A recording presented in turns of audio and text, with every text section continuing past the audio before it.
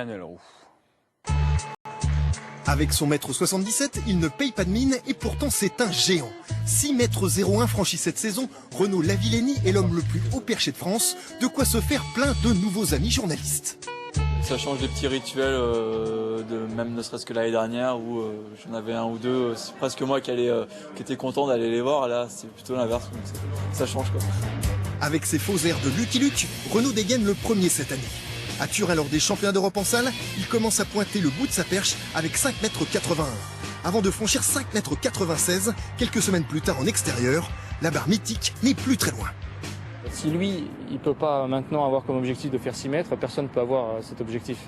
Et d'après son évolution, sa progression, il n'y a pas de raison qu'il ne les passe pas maintenant.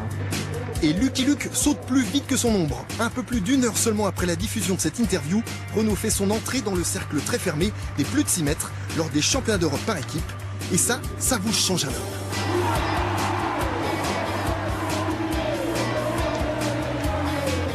Si on va se balader tranquille, on peut s'attendre à être un peu dévisagé entre guillemets en entendant oh, c'est lui et tout, il a fait 6 mètres. C'est ce qui donne le petit côté magique, et de se dire il y a du monde qui est derrière, qui nous soutient, et c'est vraiment super quoi. À Berlin, Renaud Lavillenie a donc l'occasion de devenir le premier Français champion du monde de la discipline. C'est ce qui s'appelle lui tendre une perche.